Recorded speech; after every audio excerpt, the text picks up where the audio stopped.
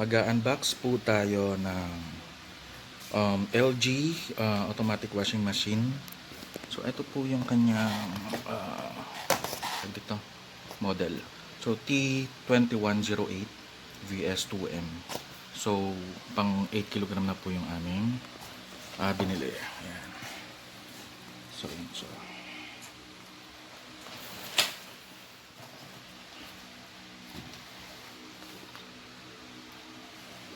Right? Okay. Videohan yung pagtanggal ng box. Anyway, ito yung likod ni LG. Side. Sa right side. Kung mapapansin nyo pa, parang siyang Ito handle niya. Okay. Mabo. Mabo.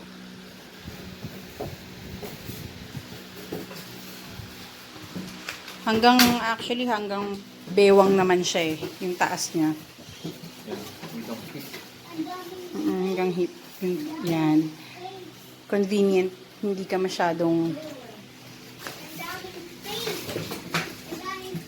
Dun sa kabila, nandito yung handle. Tapos dito naman sa left side, bandang likod. Dalawang tao. Oo. Ang buhat. Para even nga naman.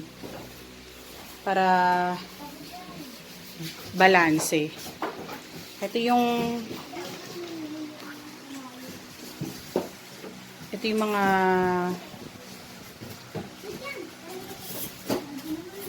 So mamaya i-demo buttons natin. ng ano. Mas convenient daw sa kanya yung ganyan. Mga text kesa dun sa icons. Tsaka ang maganda rito, ayan. So soft close kasi siya. Yes. Yan yung one of the reason kung ba't magustuhan din namin sa LG. Yung iba Kasi glass siya eh. Glass ba? Para siyang fiberglass. Parang ganon. Diamond glass. O yun. Diamond glass. Oo. Kasi yung iba, diretso na lang na bumabagsak. So, dito sa loob meron siyang instruction. manual. Installation. Ayan, so owner's manual. Washing machine na babasahin natin. 10 years warranty ang motor and then 1 year warranty naman yung mga parts. Tsaka, if ever may magkaroon naman ng problema, Styro. service, home service naman sila. Then, Loob. inside, ito meron siyang Itong black na to, ayan, sige.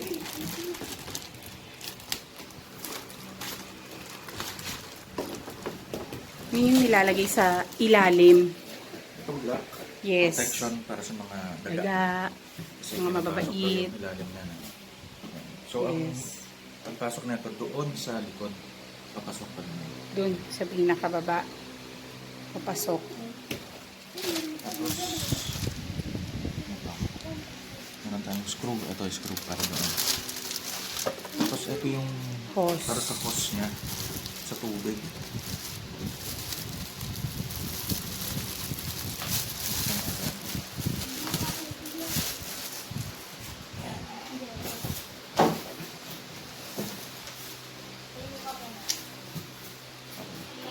So, ito yung pinapasok dito sa likod. Dito. Ayan. So, mamaya ipasok natin. Tapos, ito naman, yung diretso para sa tawag dito? Sa faucet. Ayan. Tapos, ang haba niya, parang kulang ng isang lipa. Bitin sa isang lipa. Yung haba niya. Ito lang, may check kasi eh. Hindi natin malaman kung ilang meters nga ba ito. Ayan. Tapos, in case gusto mong short yung hose na to, meron daw sa mga hardware or sa Ace, pwedeng makabili. So, pakita mo lang yung ganitong tawag dito, klase ng hose. May mas mahaba daw dito. Ayan. Tapos next, ito, yung pagkanyang drain. So, ayan. So, na-expand siyang ganyan. So, ito naman i-install dito sa pinaka sa pinaka ito. Yan siya. Tapos ito, tatapat mo na lang sa butas ng ano mo, drainage. Yan siya. Okay. So, testing natin maya-maya naman yung function niya. Then yung mga program niya. Yan. So, ang kailangan lang naman dito sa automatic washing machine is power source first, then second, yung sa tubig naman, water supply. So, yun lang yung kailangan mo. Plus, syempre, eto, dito nilalagay yung Detergent. yung kanyang Pwedeng liquid or powder. Tapos dito naman daw yung mga Fabcon. Pwede na rin daw dyan. dito yung Clorox. Fabcon, Zonrox. Tapos dito yung Fabcon niya. Yan. Dito yung Fabcon. Ayun, Fabcon. Dito yung Fabcon niya. Yan. So, automatic kasi kapag naka-fully automatic washing machine ka na, siya na yung Mix. lalaba, magsasabon, tapos magbabanlaw. Dryer. Tapos yung dryer, ayun. Pero na totally dry na siya. Kailangan mo pa rin siyang i-air dry pagka after.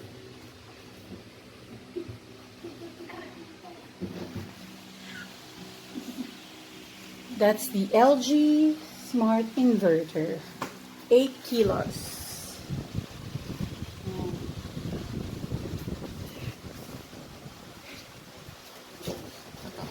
So meron siyang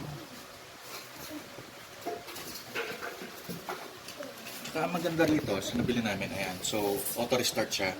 In case inabutan ka ng brown out, tawag dito, kung saan siya natapos na cycle, so, dun din siya mag-start. So, yun ang maganda sa kanya. Tapos, ayan, meron tayong 10 warranty para naman sa motor. Yes. Home service naman siya. And then, once na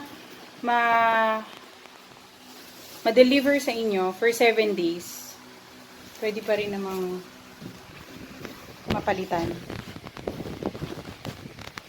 Okay, fully automatic washing machine, medyo blurry. Okay. Here. Alright, enjoy washing, Daddy. Then later pakita natin operate mo yung fully automatic washing machine mo. So first, kailangan meron kang power source outlet. So ito, meron na kaming power source outlet. Then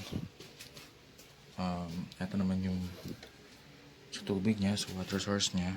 Ayan. So meron na rin kaming source. Ayan. So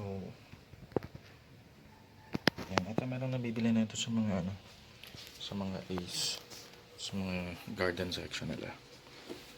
Ayan. So kapag meron ka na nung dalawa, tawag dito, yun, pwede ka na mag-start na maglaba. So, syempre, kailangan mo rin ng sabon, Fabcon, tsaka Clorox. Optional naman yun.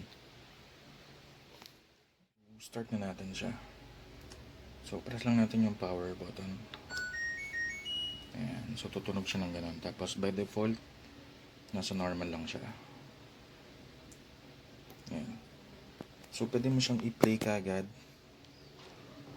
Kapag kunwari, for example, meron ka na mga damit na nakalagay sa loob, then kompleto na, pwedeng mong i-play lang to, tapos si LG mo na yung mag-a-assess kung ilang water level yung ilalagay, and kung ilang minutes, then mostly nasa 15 lang naman to, then rinse nasa 2 lang rin, then spin nasa 2, nasa mid, so ayan. So kapag ka ganun, kapag ka in automatic play mo lang siya, then ito, pwede kang mamili ng water level. Pwede mong taasan, pwedeng gawin mong 5, pwedeng 6, so depende sa dami ng damit mo gusto mo. Then sa wash naman, pwede mo rin isagad na 25 para medyo matagal na nalabahan. Tapos rinse 2, okay na yan. Then spin mid, okay na rin yan. Yan, normal. So kapag start mo siya, mag-iikot na yan. So meron kang 59 minutes pag sinagad mo. Makikita mo naman yan. Ayan. So pagka ito, Punasan mo. 3, 6, 10, 15. Ayan siya. Kasi maganda sa kanya. Hindi ka na mapapagod, babantayan mo na lang siya. Kapag katapos na, then sampayan natin. Okay. So guys, ito yung normal wash natin. Ayan. So ito meron na siyang detergent dito. Tapos meron na rin siyang Fabcon. Then dito nalaglagay na rin tayo ng Zonrox. Ayan. So start tayo mag-wash. So yan. Soft close. Tapos press natin yung power. And so this time i-customize natin. So ito beeper high. Water level natin, select lang natin yung 4. Tapos yung wash isagad natin ng 25. Then rinse 2. Then spin mid pa rin, then normal. Yan, so meron tayong 57 minutes. Yan. So start natin yung play. Yan.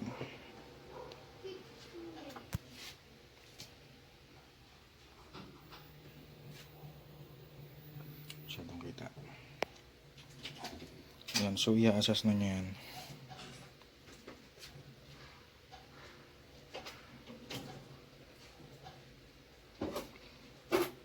So itong wash, salagyan natin siya ng 25. So yung water level, I'm not sure siya yata ang kukuha niyan. Tingnan natin.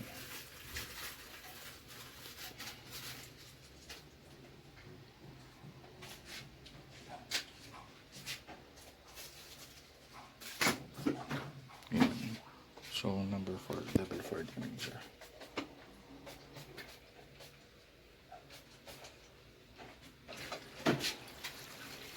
Yan, so ayan, lagyan na siya ng tubig. So ang level niya is water level 4. And so 57 minutes.